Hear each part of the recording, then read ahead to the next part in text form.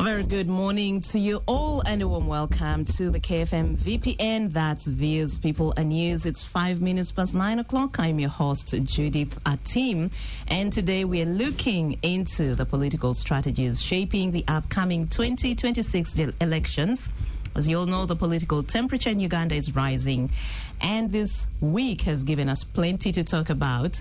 We have a fantastic panel with us to dissect the week's key political developments and look ahead to the 2026 general elections. With me in the studio, I have Honorable Jack Sabiti, FDC National Chairperson and former Member of Parliament. A warm welcome, Honorable Jack Sabiti. Good morning. Good morning. How has your week been like? Yeah, a bit busy. A bit busy? Yes. I think it's been very busy, not just a bit busy. Just a bit. Okay, well, we'll talk. We haven't started. You haven't started. Yes. We'll talk about that a little later. George Musisi, member of the National Unity Platform Party, is also an aspiring member of Parliament for Kira Municipality. A warm welcome to the show, Council. Thank you, Judith. Good morning to the listeners, and pleasure to be here as always. And guys, George has this habit of being in suits every Saturday, and I keep telling him, dress down a little bit, dress down. It's a Saturday, come on, put on a t-shirt. So what's up with this whole suit thing? It's like you have a Mikolo every week, every Saturday. No, I dress up depending on the day and the function. The functions ahead. So it's a busy season. It's a time for joining people, being in holy matrimony, joining people, all sorts of celebrations. Yeah, and of course, Kira Municipality is a beehive of all sorts of celebrations this weekend. So I needed to dress up. Okay. Good to have you. It's also good to appear on VPN when I'm smart. Yes, what are you saying? The rest of us are not smart? Well, Honorable Jack Sabiti is also looking very smart in his... Absolutely. Yeah, so we're a smart lot. And so you're dressed in royal blue. You know,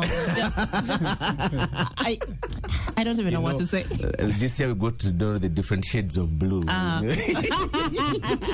Royal blue. Honorable Sabiti, but you're also in a blue shirt and a red tie. And Stephen, my producer here, also has a blue thing going. So I think it's a blue Saturday. So I think let's take a quick look. Of course, we are discussing the political landscape and strategies for your parties. We're expecting Mr. Engineer Ian Cheyune a little later. I think he's on the way. But before we go into our discussion and before I even provide the context for our talk for today, I need us to look through the key stories that made it this week, and then I'll just give you an opportunity to respond or react to one or two issues that stands out for you. Starting with Monday this week, of course, we saw the Electoral Commission start issuing nomination forms to presidential aspirants. And this is a process which is running until the 24th of September 2025. By close of business yesterday, at least 161 people had picked forms.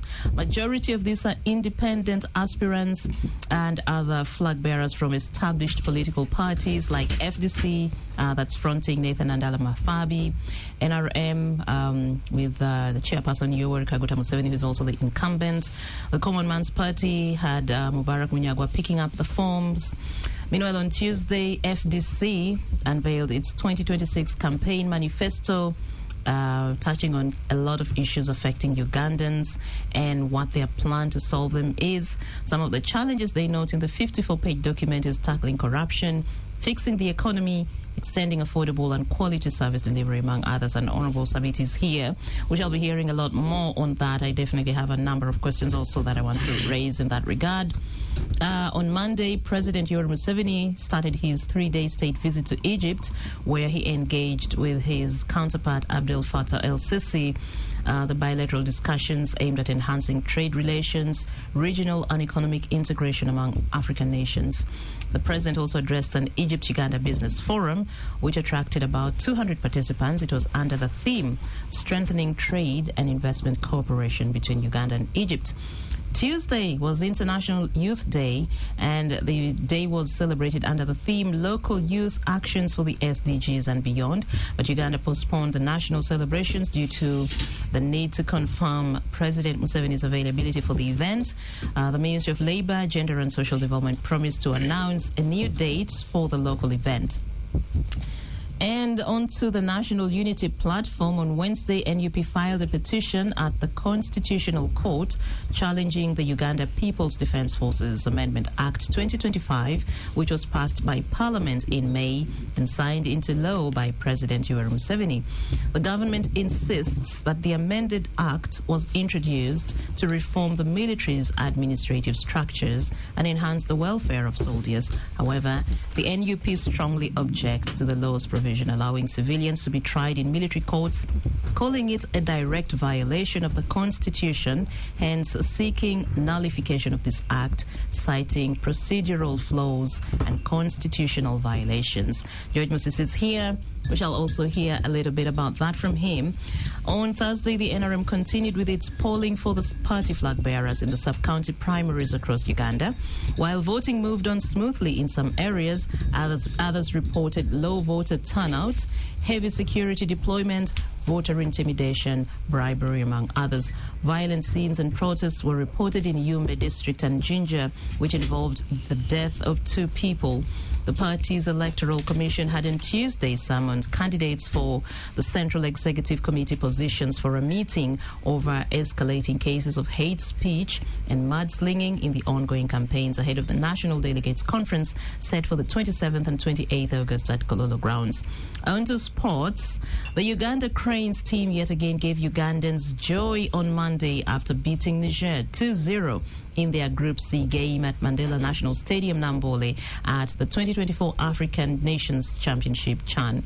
The Cranes had earlier on August 8th beaten Guinea 3-0 after leaving heartbroken on 4th August with a 3-0 loss to Algeria. The next match is set for Monday, and that will be Uganda versus South Africa at 8 p.m.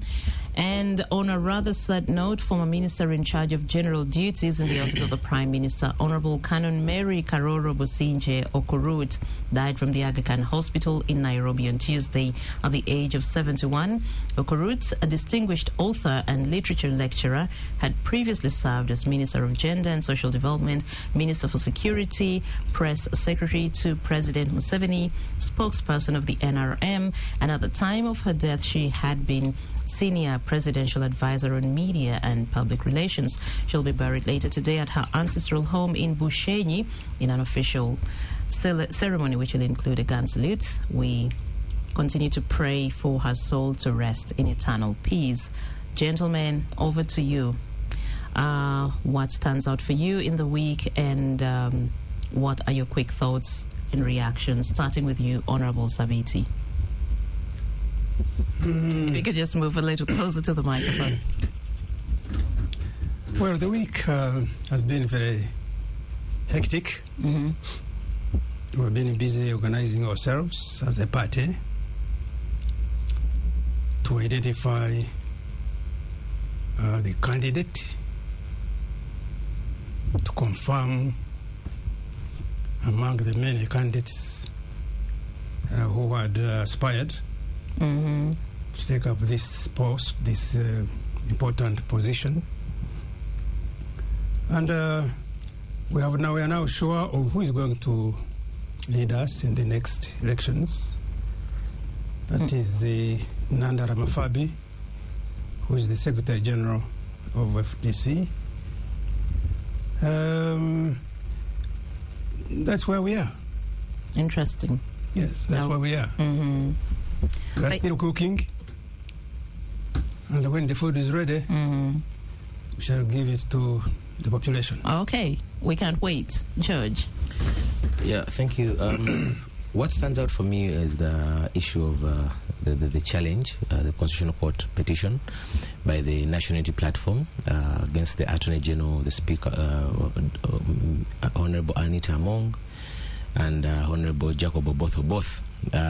We premised our petition on basically 2 grounds.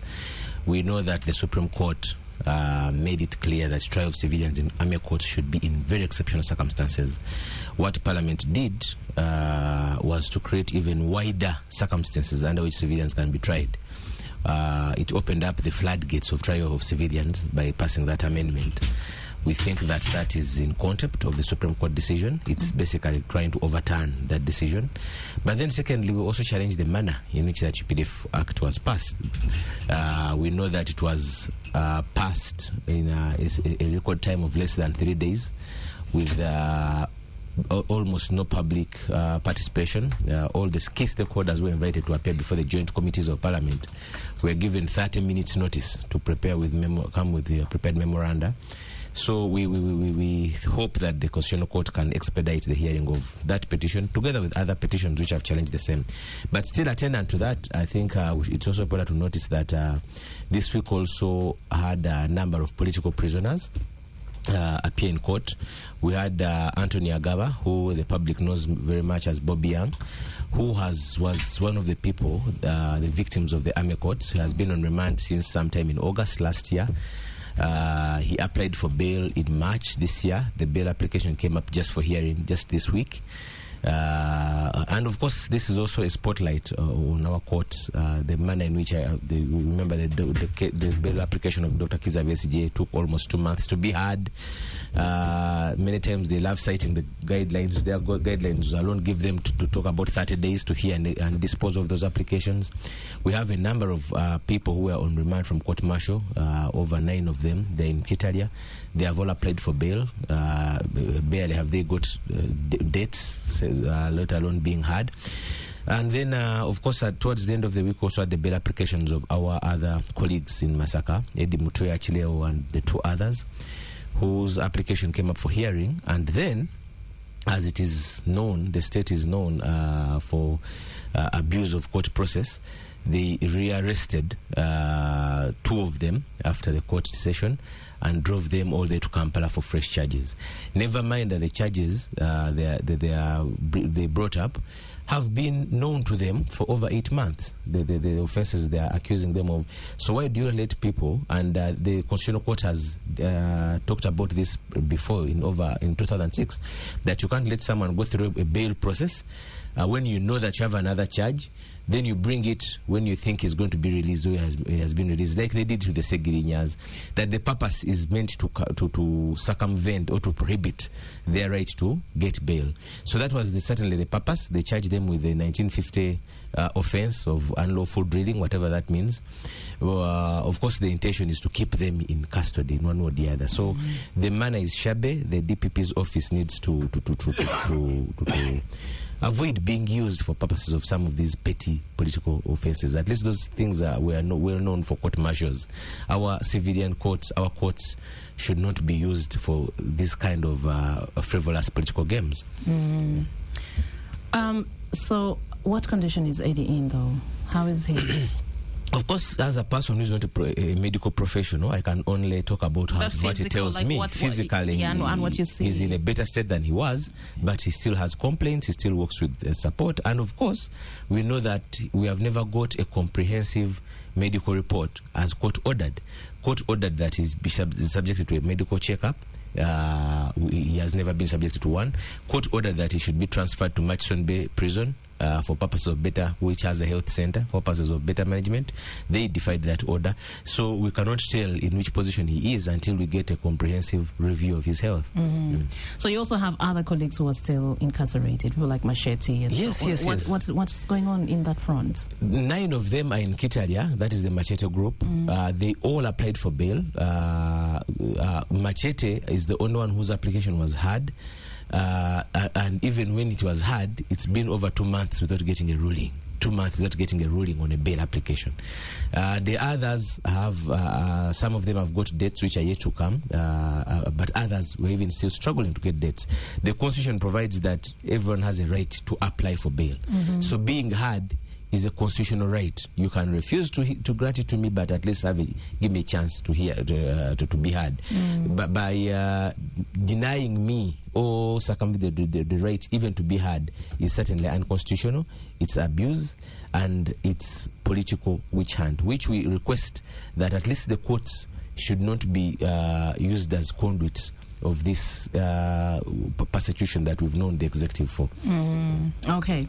Thank you. Thank you very much for your reflections and your thoughts. So I think we now move to our discussion. I mean, we are talking about political parties' strategy, but I think much of our discussion will derive it from the things that we've seen this week in the various political camps. So if you've just tuned in, just to give you context to our discussion, it's been a busy week. The EC kicked off the process of issuing nomination forms. We already have 161 people who've picked up forms and they're contesting as presidential aspirants. So we want to know what does this high number of aspirants say about our political landscape and how it will impact the race to the presidency. I'd also like to hear your thoughts about these people who are showing up to pick up presidential forms. My other guest has just arrived. I'm going to give you a minute, engineer. Catch your breath, and then we will return. When these gentlemen have submitted, I'll come to you. Honorable Sabiti, when you see the sheer number of Ugandans turning up to pick up presidential nomination forms, what comes to your mind? Because this is quite unprecedented. We've not seen this in previous elections. And also the demographic of people who are showing up to pick the forms and the messages that they are sending. I'd just like to hear your thoughts about this. Well, it is every Ugandan's right to vie for any position as long as he qualifies. As long as the law protects any citizen, whether you are not the best highly educated or the best valued in terms of leadership. Every Ugandan has that right. And therefore, me, I'm not shocked. I think it is in order. Let whoever is interested to come up. Then the Electoral Commission will play its role to sieve out who is the right candidate, who qualifies, and who doesn't qualify. But of course, you can't leave out that element of just jokes to make it not a serious program for the country. Some people look at it as the things are already finished. Anyway, the dictatorship will never give Ugandans a chance to compete properly, so they're just making it as a joke. But if we go to the law, I think if you're qualified, you have that right. So I have no problem with it. Yes. Well, thank you. So I think let me now take this opportunity to officially welcome Engineer Ian Cheyune. He's a member of the ruling NRM party. He's also LC5 aspirant for Wakiso District. Good morning, Engineer. Good morning. How are you? Fine, thank you. You seem to be very strong this morning. I am. I am always that I way. have to say, my elder brother, Sabit, I used to go to Kavale during that time, and we used to meet a lot. I know how much work he was doing in that area. So I'm happy to see him once again. And my brother, last time we were here with him. You're becoming regular faces here. And I think... Next you'll be hosting this show. That's the worst thing we can do. We can totally disorganize the listeners. So we don't have a sober mind in one direction. But at the end of the day, I would like to greet our people, thank everybody. The last time I was here, we were talking about vying to go for elections. And as you heard, my people were able to give me the vote. Congratulations. So now we are busy waiting to see the final and final and final. But all that said, I've always told people, we only need to be together to win. My motto for that district is together we win. I meant a lot with that word together. And up to now, I still stand with it. And happily enough, they have taken it on for the last 15 years. They are using the same. Together, we win. So in this case, I need everybody. I need Musisi and his team. I need Eric Sabiti with his team. I need almost everyone, because this is a cosmopolitan district with so many people from different places. in addition to party affiliations. If you choose one party and you think you can be a leader of what you saw, then you have a problem. You can only be a leader in that party, but able and ready to embrace everyone. That's what I'm looking. Well, thank you. So we shall, of course, talk a little more about the political party strategy, the strategy you're employing in your NRM camp to ensure that come 2026, Wakiso delivers Engineer Ian Chiyune as the LC5 district chairman, and also if Kira will deliver George Musisi on the Noob ticket. We need to hear those things. So let me come to you again, George. We heard from Honorable Sabiti the number on the issue of presidential aspirants, 161. What stands out for you when you see this number, but also the issues that's driving them to pick these forms? Do you think this is a reflection of a lack of unseriousness on the part of Ugandans, or is there a message that this crop of people standing as individuals are sending to Ugandans? Of course, I also want to entirely agree with Honorable Sabiti that the law allows the minimum requirements for being a president is you're a registered voter, Ugandan, and you have an A-level pass certificate. So anyone who is eligible with those minimum requirements has a right to aspire. Of course, many times during nominations, there are always all sorts of, about 2 or 3 types of people. There is the type who are on this for comic relief, for the sake of either attention, comedy, or otherwise. And we've had it even, I remember when we had Mr. Siyansa Sekoboge, and even went through up to the nomination, and then he used the campaign, the run to bring up some humor, to spice up some humor. Even the last one of 2021, I think it brought its fair share number of comical relief. But then there's another group of people. Of course, there are people who are sponsored by parties or independent candidates who possibly are aspiring for different reasons. And then there is also a group which is maybe some bit of frustrated, especially if you're seeing some of the young people. They seem agitated, they seem frustrated, they seem idle as well. And they think that maybe the politics, it's the bad politics that has blocked. And they think that, well, why not? And maybe it could also be an indictment on the leadership, on the presidency, that it's been made so cheap that there's a Tanzanian writer and lawyer, he's a communist in East Africa, called Generali Ulimwengu. One time he wrote that, well, how did we make the presidency choice so cheap that even comedians think that it's something they can give it a shot for? But at the end of the day, irrespective of the motivations, they have the right to aspire. I know that many of those who have picked forms will not make it to the other round. Even those who make it to the other round, of course, there will be all sorts of people. There's also a group which sometimes is sponsored to be a diversion to the main ones, as some people are aspiring for serious reasons. There's this group which could even make it up to nomination, even up to polling day, who are well facilitated, sponsored, and but they don't seem to be aspiring for anything serious apart from making it the run. So those people who are picking up forms are in all sorts of categories.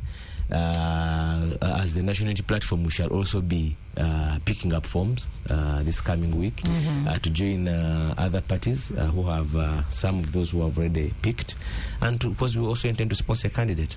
Thank you. Engineer, Yes.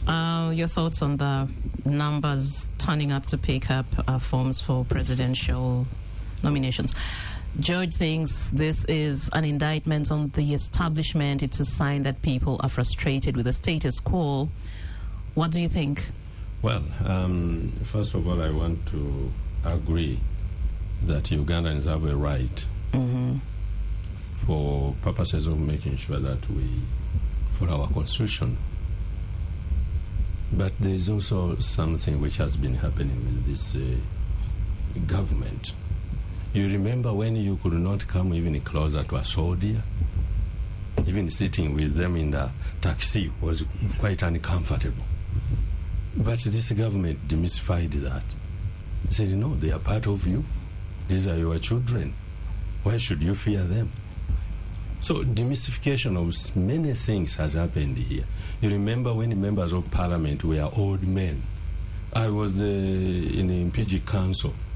I entered there and everyone was an old man and woman. 60 of them plus. I was the youngest councillor that time. But there was no youth councillors. But I was the youngest. And it looked like it was something just for the old people. But right now, you enter these councils, younger people. You remember the challenges of women? When women were not expected to be involved into all these politics and so on and so forth. But look at what is happening. Women are everywhere. Actually, when you look at this cabinet, it's as if it's a cabinet of women in terms of leadership from parliament down to prime minister, vice president, and so on. Demystification of these things so that everyone finds a space within what is being done. However, I also see something else. I see that people are getting to know their rights. You know, if you don't know your rights, you think these are a privy to a few people. But because people have come to know their rights, they have come to understand that when I qualify, when I have this level of education, I qualify. And people are coming in. I cannot rule out people are coming in for comedy purposes. I say a gentleman coming in shorts and so on. I know he knows that he can't rule this country in shorts. And whatever he was trying to show and doing and talking could show that at some point there are people who are coming to say, if you think it is too much, let us come and show you that it can be even up to this level. But there's also one other clear signal. Everybody knows that NRM fields President Museveni. Say that again? Everybody knows that NRM is fielding President Museveni. And we have already picked the nomination forms. But they also know that DP is fielding. FDC is fielding. NUP is fielding. But that shows us that these guys are not satisfied. Even when they don't like Museveni, they are not also satisfied with other parties' choices.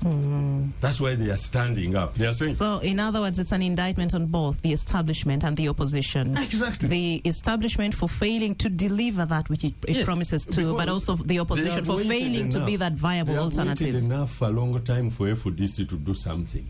They waited for a long time for DP to do something. They have waited for UPC to do something. Recently, they have seen no. And I think they are saying, no, you guys, even we are on our own. Like a President Museveni, but even you people who are trying to stand up for us, you are not good enough. Therefore, we are on our own. On that note, let's take a break, and then when we return, we continue. I'd still like to hear your thoughts, Honorable Sabiti and George, on that. Is the opposition failing to be that viable alternative voice that can attract all these people to rally behind them as their preferred party or parties after that? Welcome back from the break, and yes, that's right, we are streaming on our audiovisual platforms, so if you can actually watch this discussion as it's taking place right now. We're discussing political parties' strategy in the 2026 electoral arena. And once again, I have with me Honorable Jack Sabiti, FDC National Chairperson. He's also a former Member of Parliament. Councillor George Musisi, Member of the National Unity Platform Party, MP aspirant for Kira Municipality. Engineer Ian Cheyune, Member of the ruling NRM Party, aspiring LC5 Chairperson, Wakiso District. So we were still on the issue of the presidential aspirants, 161 and counting. And George, Ian, no, I think let me come to Honorable Sabiti first, then I come back to you, George. Honorable Engineer says this is not just an indictment on NRM for failing to deliver that which it has always promised for the last 40 years or so, but it is also an indictment on the opposition, broadly speaking, as for failing to be that viable alternative. What do you think? I don't think it's because there is no viable alternative. It is because the system is in such a a situation that does not allow everybody to participate, to reach the people, to talk. And once you stop, you stand in the way of such people, at times it becomes difficult. So these young men now are desperate. These young men are desperate. Mm-hmm. They have no jobs. They have nothing to do. They are educated. Most of them are educated. Yeah. And they want just to make it a joke. I also want to be a president. If a president can be there for 40 years, what about me? So it's not just, it's not a simple matter. It is something that really the state, the people of Uganda should look at very, very seriously. So I would say we need to maybe change the law regarding nomination of candidates.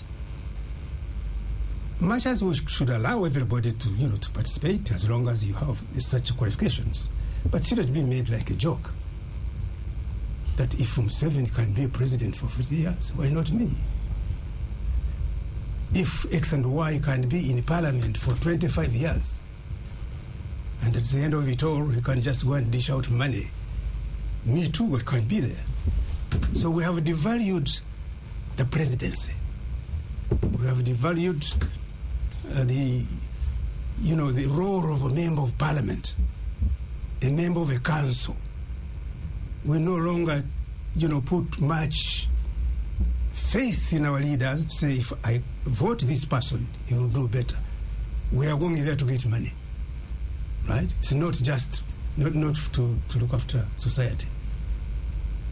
It is for personal interest in terms of power, in terms of money, right, and in terms of positions.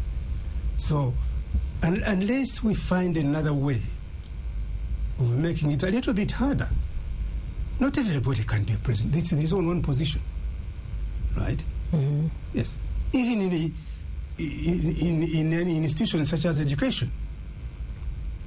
So are you saying, Honorable Sabiti, that perhaps this is also a reflection of some kind of constitutional or institutional weakness, say, whether it's on the part of the EC or not, to just open? Yes, the law provides that anyone can be president provided you meet the minimum requirement. Yes. But do you think this is something that needs a rethink so that we narrow and ensure that there's a certain caliber of people who would actually show up to pick the to pick up nomination forms and actually vie for the presidency? Yes, there's a need for example, Parliament to look at that issue very seriously. That not everybody who was A-level, a madman who was A-level, a person who just got a pass at A-level, who can't even understand what economics is all about, a person who even has killed people, right? But he's qualified to be there. There must be certain a threshold barriers, to value this particular position.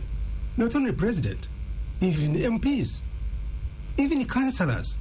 You look now what type of councils we have in this country. You got to sit in the council of a certain district and listen to what people talk about in those councils. There's a time I went and spent the whole day in that council. I couldn't understand. People don't know what they are discussing in the council. At the end of it all, you get your allowance, you go. So we need to sieve out the way we come up with a type of law that can bring in the right types of people in those systems. Thank you. George, do you think the opposition is sending the right message? And I mean opposition collectively, not just NUP. Are they sending the right message, or are they failing to send a message that resonates with young people who are the majority of our population and voting age? And also, in addition to what Honorable Sabiti said, do you think that this high number of people from all walks of life who do not even present any leadership. A number of them don't actually come off as leaders. Is this a reflection of some kind of weakness, either in our laws or in our institutions, that should actually be addressed? Well, the first part of your question regarding what Ingenia Chioni had alluded to, whether it's an indictment on the opposition, I don't agree for these reasons. One, unlike NRM, which is a single entity, which is a monolithic entity with a singular maybe purpose, same leader for over 4 decades, and so on and so forth, there is nothing called opposition, which is collective. Opposition is not homogeneous. What we call opposition, what unites us, is that we're out of power, and some of us are aspiring that this government should be replaced. Actually, not all of us. I said some of us. So, different parties in opposition have different ideas. And there are so many parties. In fact, some of the people who have picked nomination forms are from some of these smaller parties. So I don't agree that a person out of over 25 registered parties, that you don't find any that resonates with you. However, it's also not mandatory that a person should belong to a party. Some of those people can come because they think, I don't want to be in a party. I want to be independent. They believe in their own ideas. So it's not true that I've failed to get. So yes, they may have failed to get any which stands for their values, but it's also true that they may not want to be in a party. I remember, and then there's also another group of Ugandans who, and that is usually, they're usually elite. They speak good English, like Judith Atim. It's sometimes very hard to identify what they really want. I remember over 15 years ago when the contest, I think 2011, if this was a leading opposition party and there was a contest between Dr. Besigye and Mugisha Muntu, and many people used to say, oh no, Dr. Besigye is too angry. I wish Mr. General Mugisha Muntu would stand. Many elites he would represent the ideas and values of many of the elites stand for. 10 years later, General Mugisha Muntu was on the ballot. We didn't see many of those elites in droves standing besides him. So there's a group of people, I like why I said they speak good English, they're very opinionated on Twitter, they're very opinionated everywhere. They're always giving all these ideas, but you never see them take the next step of taking a stand that, okay, of all these people, no one stands for what you're aspiring, no one has the ideals and ideas that you want. You come and show us. So it's very hard sometimes to understand what those people really aspire for, that out of all, because indeed, if you see the election results, every general election, there's a huge number of people who don't vote, maybe for different reasons, maybe because of the bloated register, and others for other reasons, but I want to imagine that there's a big group of people who never vote for any candidate. So I don't think that some of those people have picked forms are deciding because they are so frustrated that they can't see, and then let them espouse their ideas and get the buy-in of Ugandans. In any case, every general election in the last one presented a number of fringe, what we call fringe candidates, and every election has presented fringe candidates. We had Elton John Mabidizi in 2016. I saw him, he picked forms recently. We had Katumba last year, and a number of them. You know that even when they sell some of those ideas, many times a number of Ugandans don't buy in them. Then the other issue asked that, what Honorable Sabit was saying, that is it a problem of the law? Well, every society, because law is a product of the society in which it's supposed to serve. CA delegates sat in over 30 years ago, and they made those minimum requirements for a presidential candidate. They even put age limits. Many years later, some other good Ugandans sat in parliament again and decided to remove even the age limits. They said, no, even an 18-year-old can be president, even an 19-year-old can be president. There is... some of the standards Honorable Sabit seems to suggest seem to be about perceptions. That, for instance, if a person comes in shorts, how can you say you're going to be president? If a person maybe came with dreadlocked hair, how are you going to be president? whereas I'm for minimum standards and whereas I'm for some values for the office of the presidency, as it is now, one, legally speaking, we have what the law has said. However, if you are setting extra standards, and for me, I don't think there's even a problem. The problem I had with was with the age limits, and I thought it was wrong for Parliament to remove both the upper and the lower age limits. But because there was a reason why those limits were there, and the reasons why it was amended was not because there was a rationale, but it was because it was meant to serve one person who was blocked out, just like the term limits were. However, if you are to set other standards based on perceptions, that could be problematic. I always give an example of the 44th president of the United States, who, Mr. Barack Obama, when he chose to give it a go, many people thought that this guy is an outsider. He had not been senator for even 3 years. You are black. You don't have any Washington experience. You don't have any Vietnam experience. How dare you give a shot to the highest office? And many people rubbished off that way. And we all know what turned out that about the 8 years. Just like Trump didn't have any Washington experience, no Vietnam, because those were in unwritten rules prior. That how can a political outsider, no Vietnam, how can you dare run for this? So for me, I'm not for blocking out based on elitist perceptions. Let's have the minimum requirements of the law. Either way, the people ultimately will save, because every generation, as like I've said, it has presented fringe candidates. It has presented the Katumbas. Since 2016, since 2006, since 2001, we always have those fringe candidates. But the people have always decided on the serious ones. Yeah. And this is not only in Uganda alone. Even many countries, you always have fringe candidates. Some are running. You remember in Kenya, they had this Rastafarian.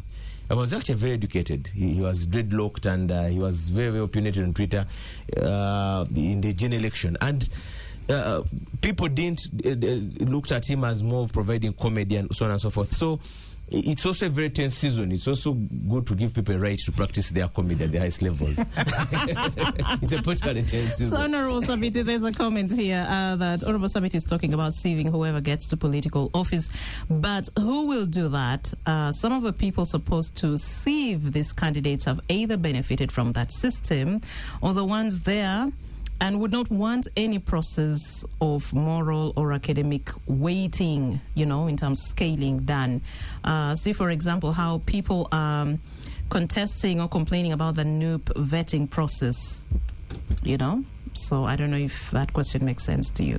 Who should actually be in charge of doing the sieving process when sometimes they're also interested parties? They also have individual interests. The very people who should ideally do the sieving have their own vested interests. You see, the idea of having an electoral commission was to have an institution that would be above everybody in this country, do work for the state, be fair, but it appears the role of an electoral commission has somehow changed. Yes, every citizen has a right to stand, as long as the law is very clear. But there are areas where you can't just push someone because he wants to be there. Are you capable of doing that job? Or it's just a joke? I want to be a president. I am 16 or 18 years old. I have O-level. I can be a president. We must value the job first. What type of job does it take for whoever wants to be in? What should he be? Or what should she be? So we need to revise our laws. Mm-hmm. And I'm serious about this. We need to revise our laws. We need to have the right electoral commission, an independent electoral commission. We must not allow any Tom, Dick, and Harry, to look at leading a country when you don't know how to lead a country. there must be certain benchmarks. I think we made a law which is so liberal, that anybody can just come in as a joke. Yeah, really, that's what I believe. Thank you. So I want to come to you, engineer. We are still looking at the high number of presidential aspirants, and I know you've given your side, but I'd also like to know, as the ruling party, how does your long-term strategy aim to address some of these concerns that young people or these aspirants are coming for, and also to maintain your political dominance as a party? Well, you know very well our system has been an open system. When the president came into leadership of this country, together with many, including my brother Sabit, even George is now playing a leadership role. You're saying it's thanks to him? Always. Okay. At the end of that day, the president opened up and said, we are giving leadership right from the village level. People did not understand him. He was trying to say, people are looking for leadership. But if you only concentrate leadership at the center. I remember my father one day, I saw a letter, an appointment letter to my late father. He was a head teacher of a primary school. And it was signed by President Obote. I said, what? The president was appointing a head teacher of a primary school. Not Buganda Road primary school, but a village primary school. Well, your president has arbitrated over marital disputes of soldiers. Possibly for personal interest, but not national interest. But of course, sometimes he acts as an individual and still remains as a president. You're bad. So, when you look at what has happened in this country from long ago, every power was in one place and everybody was fighting for that. But when NRM came into power, it looked into decentralization system to give everybody an opportunity to be in leadership at their levels. Now, when it comes to our party, you have seen how the president has been widening his cabinet. Not because he's interested to widen the cabinet, but there are so many people. The country is growing in numbers. There are so many politicians coming up. And you find that at the end of the day, there are so many people who are interested to be in leadership. And sometimes they are focused on something which, the way now you are seeing many of them coming to be presidents, even when there are many other roles. So when people hear many presidential advisors, they hear many RDCs. These days, they are even deputies and assistant RDCs. All this is about saying there are many people out there who are interested in being leaders, but unfortunately, it looks like it is closed. Let us open up by giving these opportunities. Now, look at NRM. If you are talking about our long-term strategy, do you know that for us, we have put leadership right from the village level through our NRM structures? But it's the same thing all the parties, all the other opposition parties want to do, but they don't have the space and the opportunity. Exactly what you are saying, that's what they want to do. But I don't want to talk and about... they try. I don't want to talk about my brothers in other parties, because I've already told you I need these people in Wajeso district. But if NRM is in opposition, is in a minority in Wakiso. You need I don't think so. But for me, you know... The ruling party in Wakiso is which one? No. When I was in leadership, we had more than 56% as NRM. That was a long time ago. And I included DP on my cabinet. Kavandwa was on my cabinet. Late Semogere was on my cabinet. Mchara Rutaya is a stronger DP. His wife was on my cabinet. So for a long time, I've been including these people without looking at either whether we are majority or minority. I still believe that when I come back, even the majority will come back. Because I know there are many of you who went away because the leadership was different. But now, looking at this point, our long-term strategy is to say, let there be leadership almost at every level, so that only the few who will receive themselves slowly by slowly. Look at NRM. When we started, we had the president as the chairman of the party. People said, no, you need a vice chairperson. Then Haji Gongo came in, and that was it.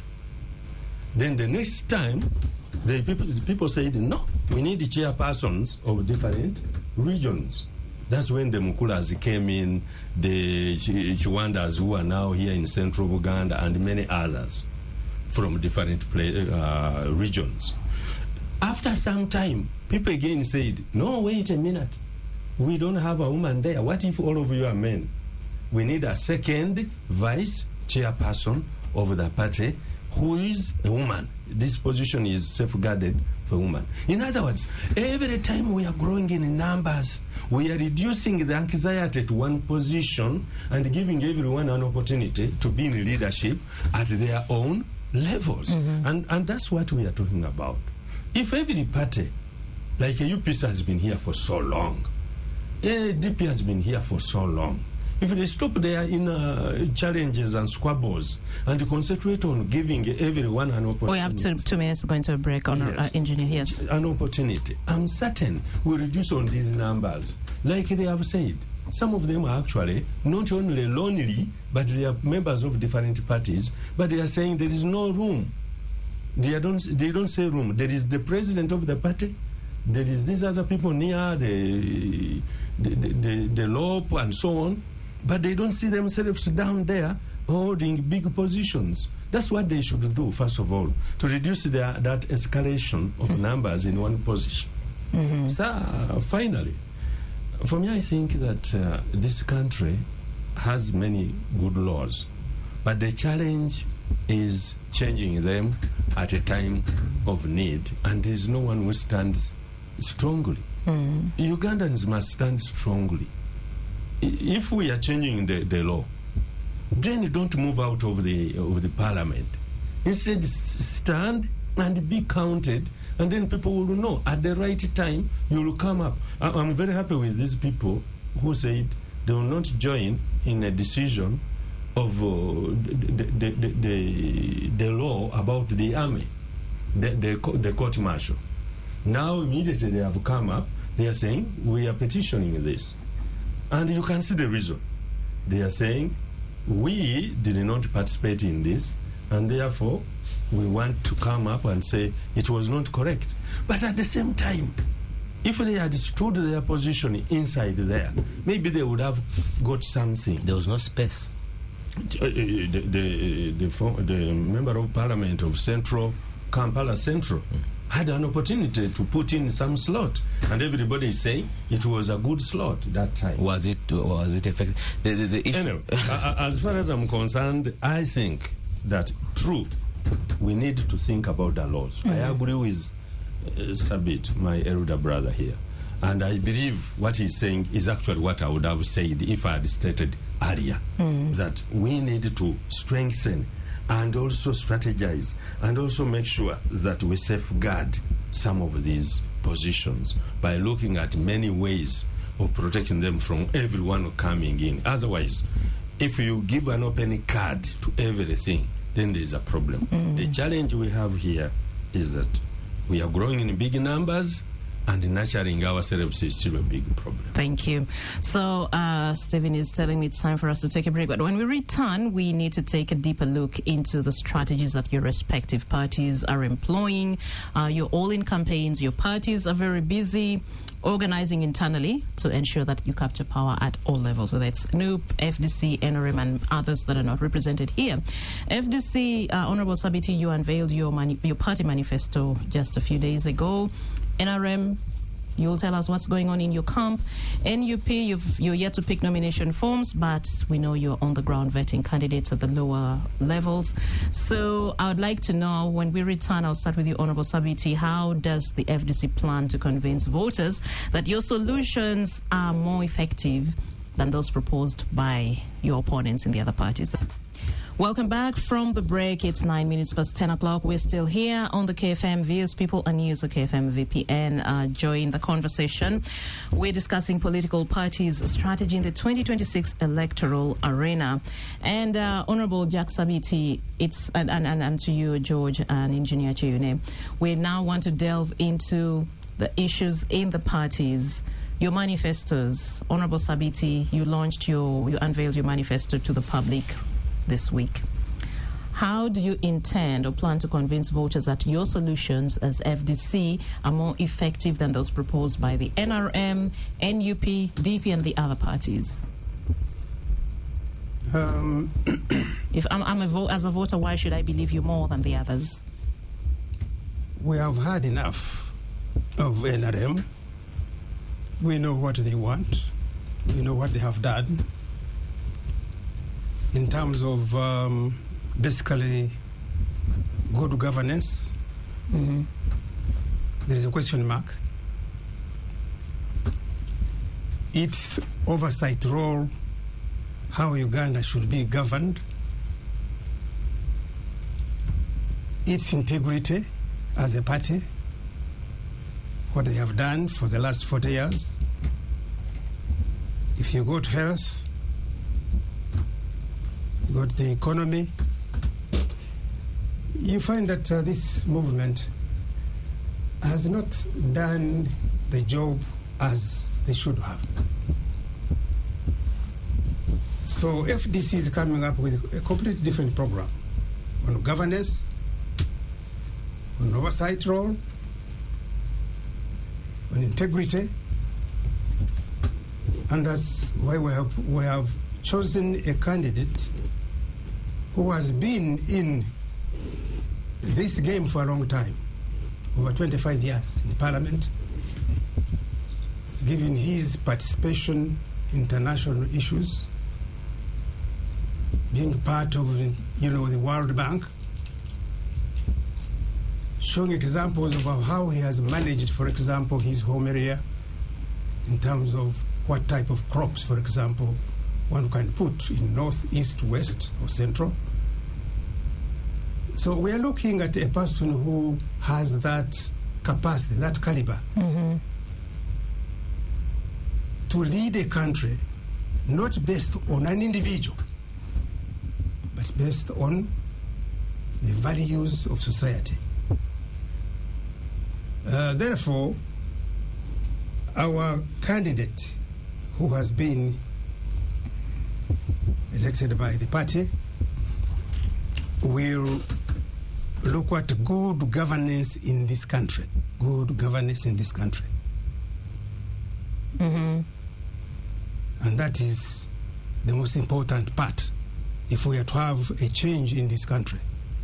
Not an individual, not a person who serves as an individual 40 years without any change in policy, without any change in direction, but to have one person dominating the military, using the military, to thwart the rights of Ugandans to lead this country. And Nandara Mafabi, we think, having worked in Parliament for a long time, his exposure to the international community, the World Bank and whatever, is an asset to this country. Okay. But still on FDC and your vision, I think it's important to also appreciate the fact that the FDC we see today is not the FDC we saw 15 or 20 years ago. The context today has changed a lot. The young people who are the majority of the voters probably don't know what FDC was in 2001, 2005, and so on. A lot of them were probably not yet born or they were in infancy. How do you intend to package your message to appeal to that group? Today we have NUP, which, yes, it might not be everywhere across the country, but it has a strong foothold in the central region and a strong appeal to young people. How do you intend to actually tap into that demographic? Well, FDC is not just a party of one area. Let's move closer to the microphone. If you look at our representation in Parliament, in the Western, we didn't have much. There were few. In the North, we have a good number. In the East, we have a good number. And in the Central, a reasonable number. So we cover the whole country. FDC is not just a small party within a given region. say it is in Buganda or in the north only or in whatever. It is a national party, irrespective of the internal contradictions that have come in because of personal interests. FDC represents the whole country. And given our new candidate, who has been in it from the birth, the date of the birth of this party, as a leader, as a Treasurer General, as a Secretary General, now as our candidate, we feel Nandara Mafabi will offer good leadership to this country, will not define the leadership of the country to an individual, but to the party and the country as a whole. Okay. George, similar question to you. How do you intend to convince voters that you are the party they should choose, that your solutions are more effective than what FDC NRM proposes? But also, the vetting process is on in your party. We've seen the level of chaos and violence within the ruling party. How do you intend to ensure that your process is fair, transparent? I know we've talked about this, but this question keeps coming up time and again, and that you don't, as a party, you don't run into the kind of internal conflicts and violence that we've seen happen in other party primaries, especially the NRM. I'm also told your president, the NUP president, Robert Chagulanyi, will be addressing the media at the party headquarters at 11 today. I don't know if it's something you would talk about or you don't want to preempt what he will talk about. Over to you. You want me to preempt a presidential address? That would be subordination. It is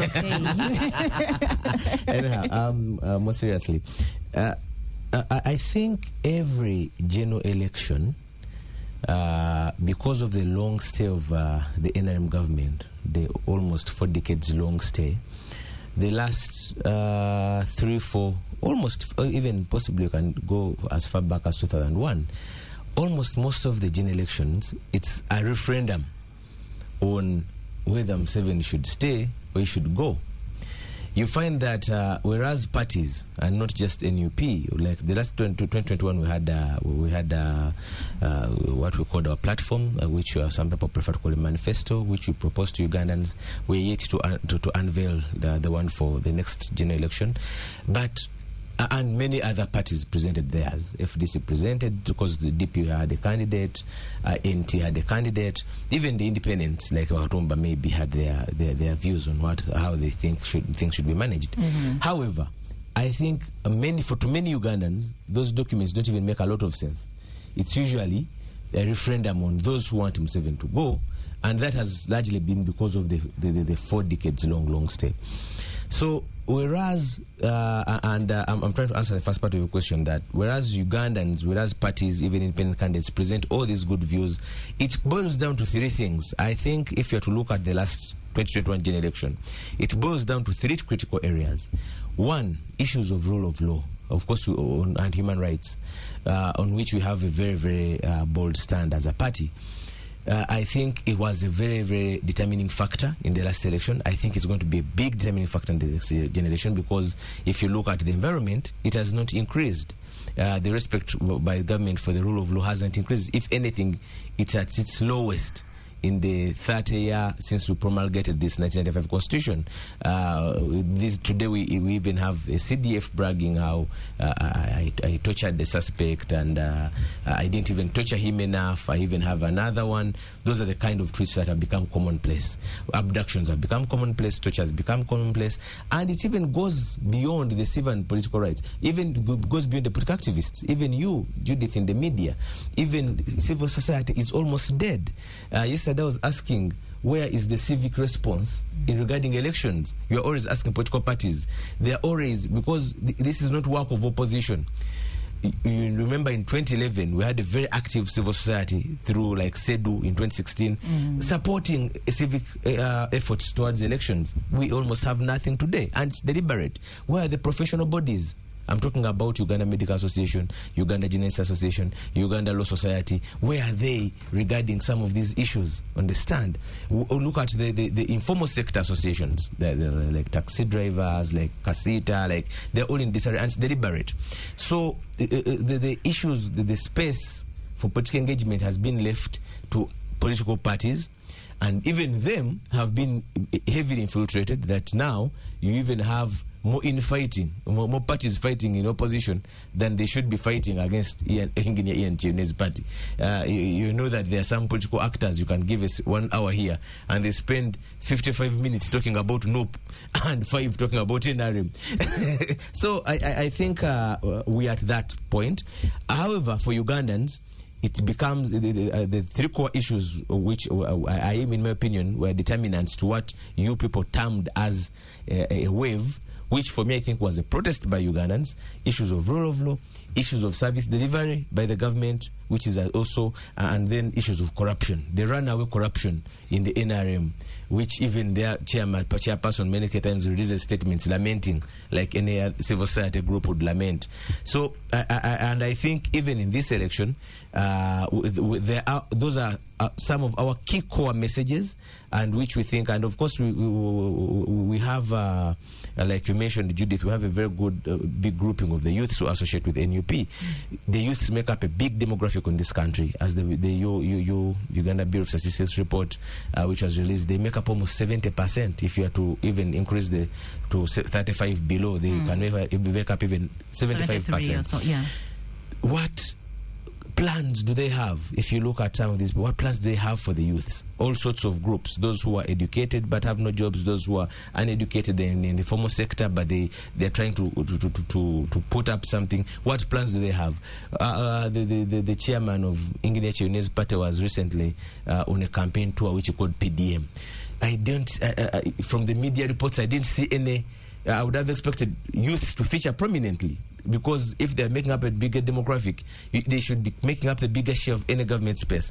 So I think we're taking the same message, which you've dubbed the protest vote, and of course it has been vulgarized by different people who want to make politics out of it. But the core of it, at the core of it, is that let's use the vote, let's galvanize Ugandans around the vote to use it and send a strong message that this is wrong. And like I've said, even what you people dubbed as the wave, I think it was a protest of some sort, because some people were voted out, not because of what they have done or they haven't done. I'm talking about NRM people, but because of the protest that the public was against the party they were associating with.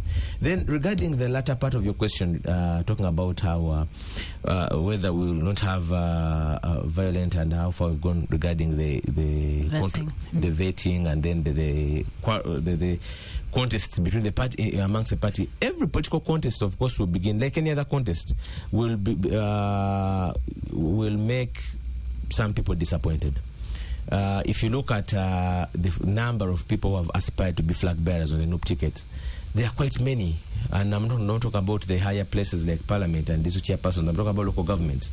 You can find 6 people on one ticket, so aspiring for one ticket. So there will certainly be people who will be disappointed. The key issue for the party is, one, how do you ensure that you set up mechanisms for those who are disappointed to address their grievances? And then 2, how do you reach out to them? The grievance may not be illegal, may not have a legal remedy, but may be about talking to you, and how do you, what sometimes we call harmonizing. How do you, because they're all party members, mindful that people should know that this is a democratic contest. Some people are not used to democratic contests. You've seen some of our aspirants, the race has even attracted non-NUP members. I've seen the race for people aspiring for the ticket of Kampala Woman MP, and you find many people are not NUP, some of whom are even in parties which have sponsored candidates for the same position, saying, but why should NUP remove this one? Why should, but people are aspiring. Actually, it's not even only 2 aspirants. There's a third person who is aspiring for the same ticket. And I'm asking myself, there are a number of other people, sitting MPs, whose tickets are being aspired for by other NUP members. Where we come from, me and Engineer Ian Chiune, the sitting woman MP is NUP. there are other people who are aspiring for the same position. I don't know why it hasn't caused the whole Abalu. In Mukono district, the sitting MP's Noop, woman MP, there are people who are aspiring for the same ticket. So it's been vulgarized by politics, but it should ordinarily be an internal political contest. It's healthy for democracy, and as long as fortunately all the aspirants have a good idea of the party processes, and the best person will be the flag bearer. Okay, thank you. Engineer, let me come to you, but my producer, Stephen Bidi, just sent me this. So if you're listening, just very quickly, the National Delegates Conference for the NRM, this is just a rundown for the events that are coming up. We'll be at Kololo on 27th and 28th. The run-up to the contest begins on the 20th of August. The concerns lining behind candidates, facilitation for up-country delegates, mudslinging, which are seen to be dominating discussions within the NRM internally. So 20th to 22nd August, the Central Executive Committee will be meeting. 22nd August, arrival and accreditation for National Executive Council meeting. 23rd August, the National Executive Council meets. 24th August, arrival and accreditation for special organs, national elective conferences. 25th August, you have the special organs of the special interest groups, national elective conferences. 26th August, arrival and accreditation for elective national conference.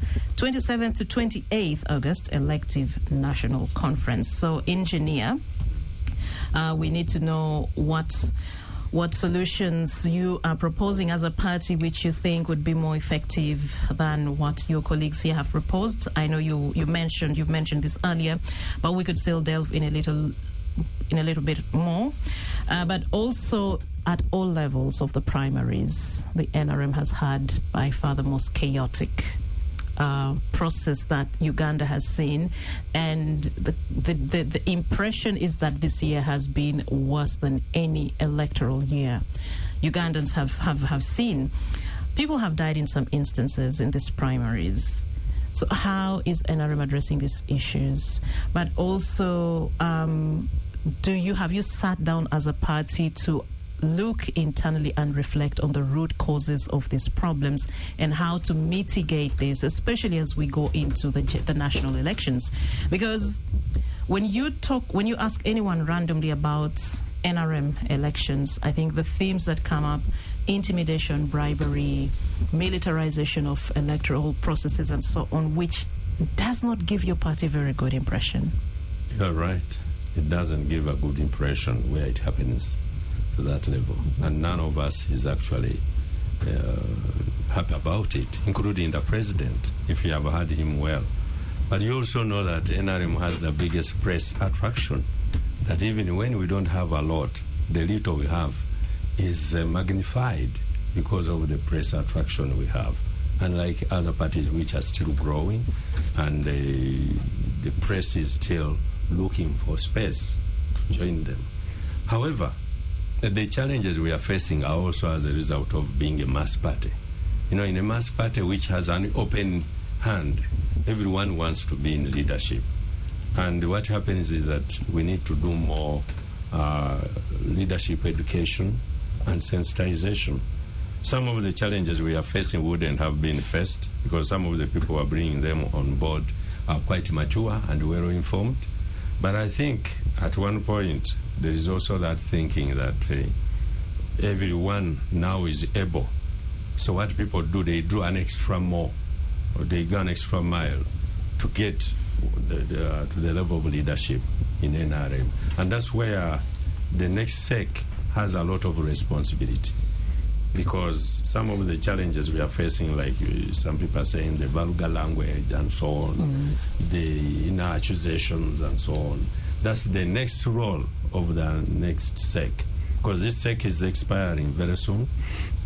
By 28th, we'll have a new SEC in place if things remain constant, as you have just read there, which means that we need to look at the challenges. In 2006, after the elections, I was the head of a team which went to Western Region to assess our performance for the first time when we entered into multi-party politics. I gathered a lot of information from Rukungiri, all the way from Western Uganda. I had a big team of MPs, ministers, but I was fortunate to be their chairperson at that time. I discovered many challenges. I think it is right after 2 decades also to reassess ourselves as a movement in terms of being a party, to see how far have we gone, what challenges have we faced, and how can we solve them. But for national interests and so on, I heard my brother talking about an individual person being in leadership. Yes, we galvanize around an individual's vision.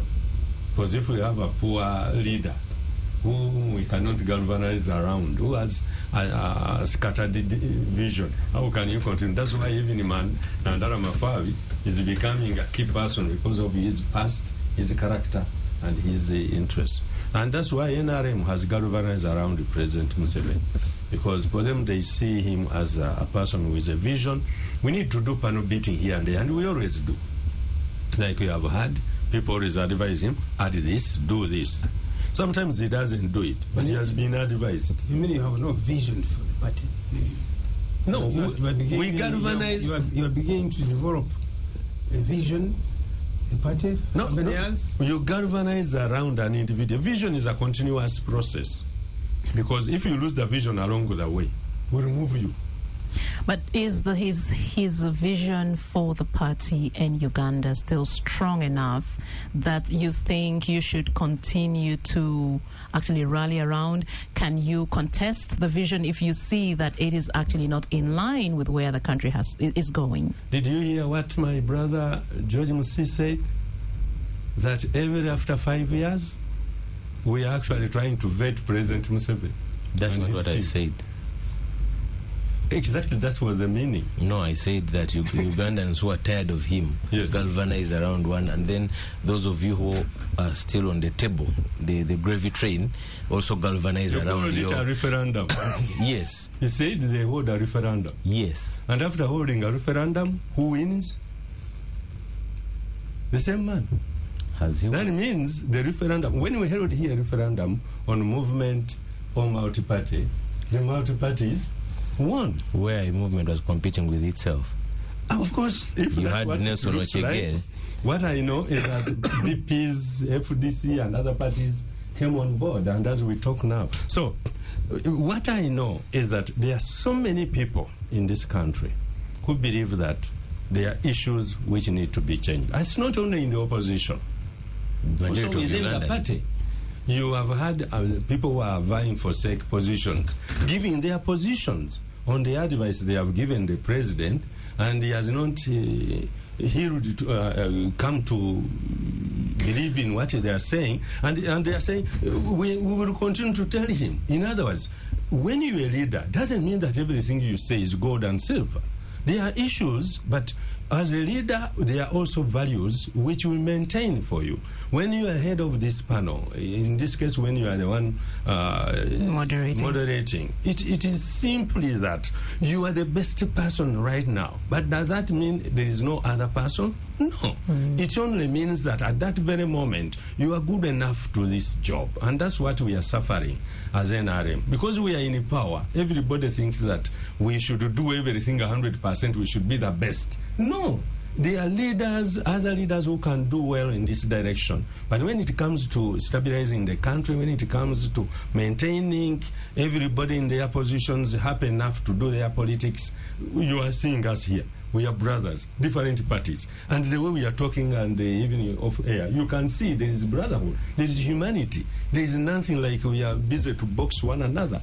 That kind of maintenance. The other day I was telling people on another media, I said, what this president has done needs to be helped. His expertise as a political scientist and as a general in the army has been properly shown by his long-term stay in power and the way he has maintained the region and other people in terms of stabilizing them. So where we are not performing well, that's where we should sharpen, improve, and even use advice from other parties. But as far as I'm concerned, and as the party is concerned, for us now we are ready. If you don't know, NRM by now, we are ready to go for elections tomorrow. Do you know that we have flag bearers everywhere in every position in this country, right from LC1? That there is no single LC1 without a flag bearer for NRM. There is no single sub-county without a flag bearer, including candidates, councillors and chairpersons, up to the district level and up to parliament. Even as we talk now, the president has picked nomination forms. That already shows you how NRM is organized and ready. So when we win, you shouldn't ask Madam Atim that, well, how did we win? We got ready much earlier. Our colleagues are still vetting. They're still going through the process. Of course, we are going through the tribunals. But also, the power of incumbency gives you an advantage, certainly, over the rest. Well, we have had incumbent governments falling in this country. We had UPC here. For how many years? We even have one on its way down. Okay, thank you. We're going to take a break, but after the break, we invite you to join the conversation. Call in and share your views on these discussions we're having, party readiness, internal processes, and whether the messages from these parties resonate with you as a voter. The lines to call 0392 933 933. 0393-262-933, 0393-262-934, 0751-933-900. That's after the break. Welcome back from the break. It is Hello. Hello. Oh, good morning. Good morning. Just a minute. Give me a minute. Yes. Hello. Hello. Yes, may I know who I'm talking to? Sam Kaizi. Sam, welcome to VPN. My question goes to Honorable Jack Sabiti. Yes. I used to respect that gentleman so much. But now you see, he's on the same bench with Nandala, who ate money from Engineer Chionez Kaisari. Everybody knows that he ate money with Nandala in this Samuriyat. But you see, I think even Sabiti ate. Can you respond to that? What are you doing? Why are you wasting our time? You already ate.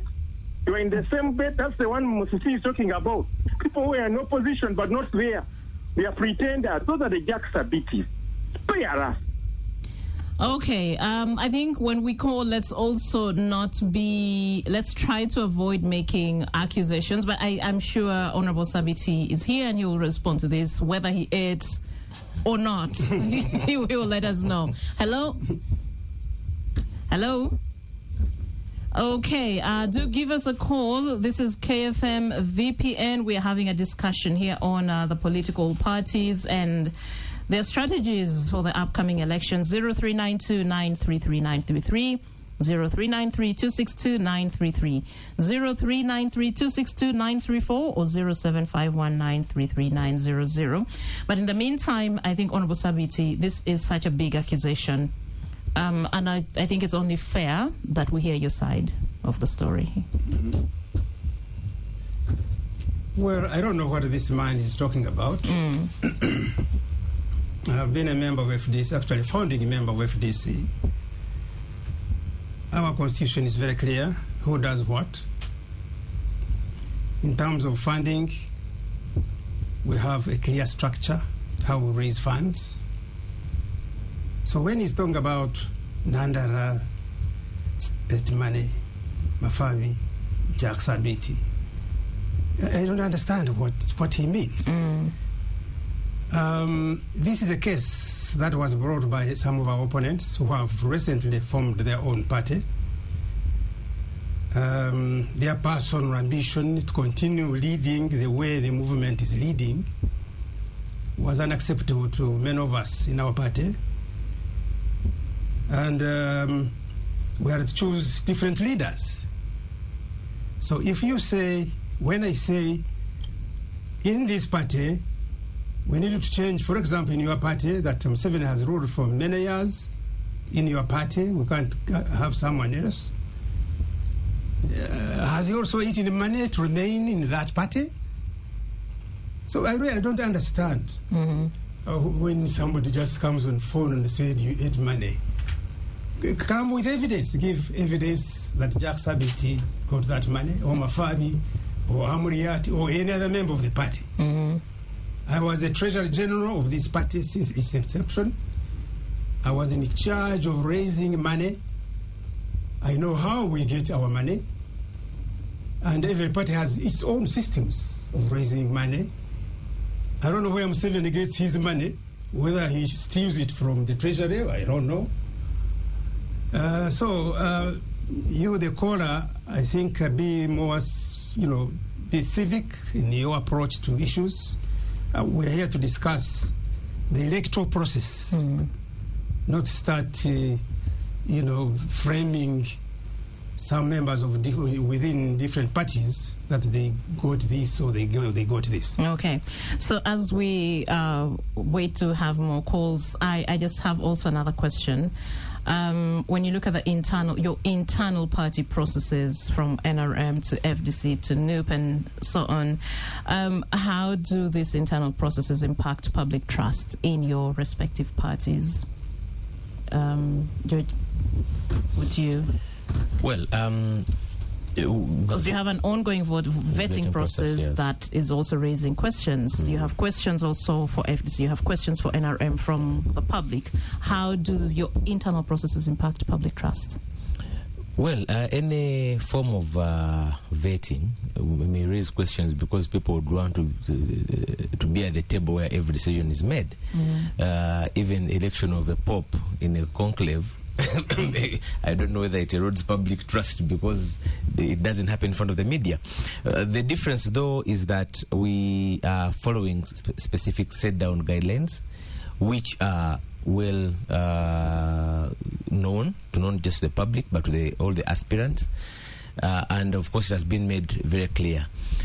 We would wish democracy has very many faces.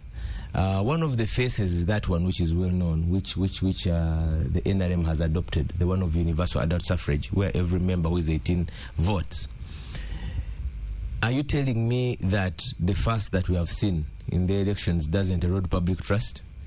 Where there have even been deaths, where the losing candidates are talking about the same things we talk about every day, like falsification of results, like underage people voting, like in some bribery, cases open bribery, intimidation of voters and supporters of the different candidates, which we have seen. That can't be called an election.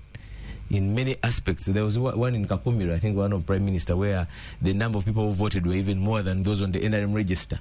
So I think one of the problems we have with this government is the Ingrid Achen's government, is that since we went to parties in 2006, it has not given multipartyism a chance to be espoused the way it should be. There's always those rocky interferences, and even before the new leadership of NUP came to power, even FDC, Honorable Sabit knows, they faced all these kind of challenges. So we have to sometimes come up with the next best system. I think we're going to cut you short. Hello? Why is Sabit pretending? Who is this? Hold on. Yes. They have a party split because of the money. Now he's here pretending around. The party split because of the dirty money. They call it dirty money. His own members. Stop pretending. Honorable, do you want to respond further? We don't have what this gentleman calls dirty money in our party. Our party is governed through a constitution. The way we raise money, it is well laid down in the constitution.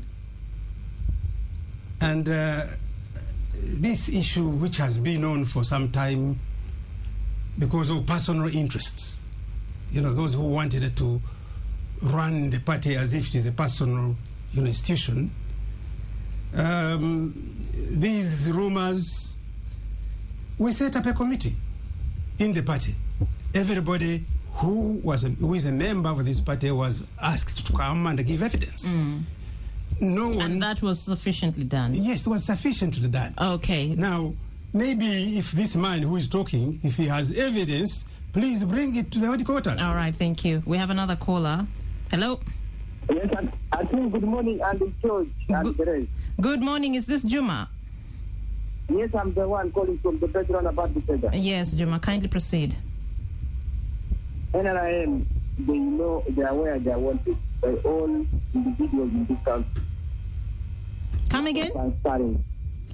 NRM, they are aware, after Museveni, they are wanted. They are what? They have put all the nation to believe NRM is the only party which can run the business in this town. Example, look, has suffered for those first 5 last years. Look has suffered in the hand of NRM militarization.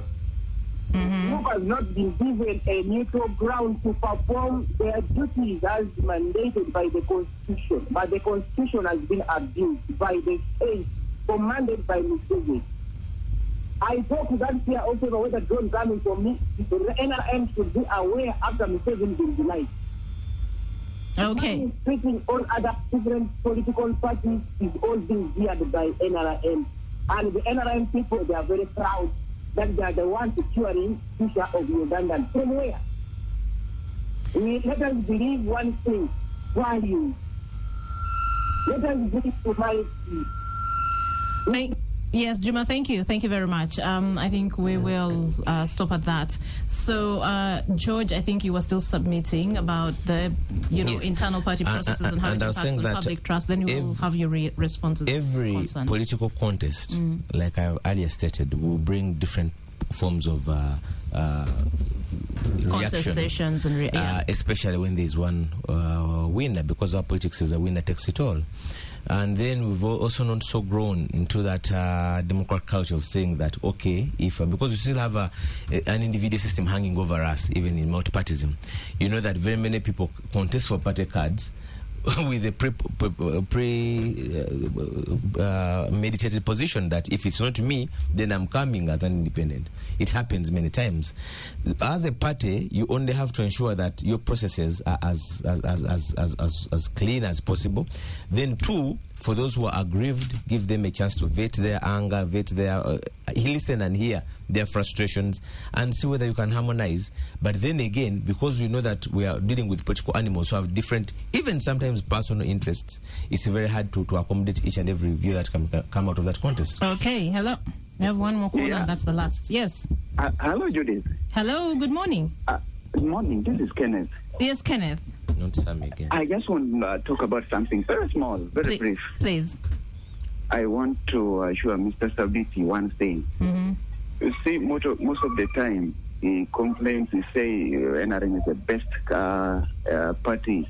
But I'm not seeing anything best in NRM. Secondly, you see... But Kenneth, even when... Honorable Sabit is from FDC. Is this directed to him or to Engineer Cheyune? Engineer Cheyune. Okay. You see, and when he talks about the UPDF Act, which has just been amended, what I am telling him, now for them they think about the majority takes it all, whereby they are not doing the rightful thing. Yes, last Saturday I was following the VPN again. I remember you asked a question to one of the candidates, asking her, what manifesto do you have? For them, it was for NRM. The person told me it was very open. That they follow one manifesto, yes. Only one manifesto. Which is the NRM manifesto. And I was asking about her vision for the women of that constituency. Yeah, no vision at all. So what vision as engineer do you have as you? Because you cannot tell me you go to parliament and you only work on one thing for one person, which means you're only trying to fulfill the need of one person, but you're not fulfilling the need of your citizen. Thank you. Thank you very much, Kenneth. Engineer will respond to that. Judge, I think you were done. We come to Honorable Sabiti. The question was your internal party processes and how they impact on public trust. And again, you can hear from the questions, I think especially from Sam Kaizi, that reason that led to the breakaway of PFF, the group that went and formed PFF, I think it was hinged around that money. And that question of trust, I think, is still in the minds of other people. And we have one person who represents those people who just called. How do your processes impact on public trust? The party follows the Constitution. The party does not follow an individual. And the crisis that brought about, for example, this division was as a result of personal interest. Like in the movement where you have had one leader for all these years, in FDC, we don't agree with that because we have term limits. Once you are a president of the party 2 times, the party must look for another candidate. And at times, some leaders believe they are the founding members, they are the owners, as it is done in the movement. This tends to cause some confusion. But within FDC, we follow our constitution. We every 5 years we choose a leader. If you have finished your 2 terms, you go.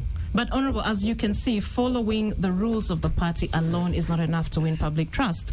The choices and actions of the individual members of the party, even when it goes against the rules of the party, certainly have a very strong impact on how people perceive the party and the people in that party, as you can hear already from this kinds of phone calls. So how do you ensure that you check this individual so that their actions, their choices, whatever they do, speaks to the ideals and the values of the party?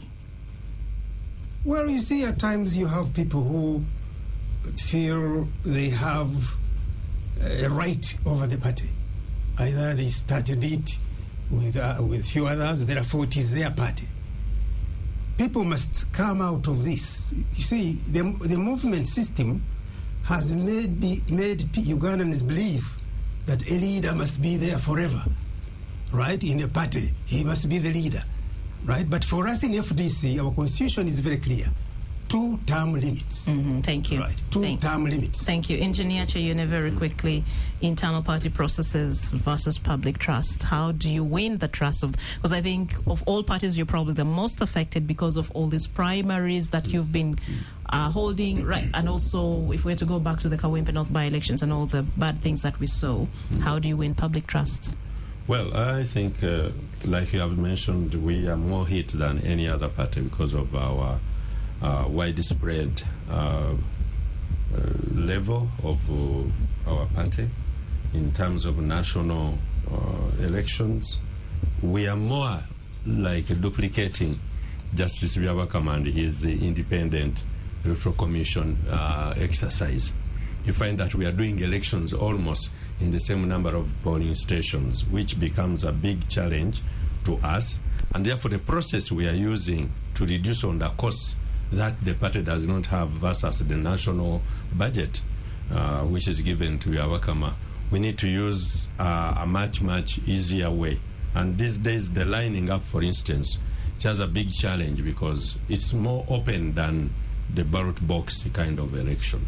Because of that, there are many people who are trying to run away from the very people they would like to vote.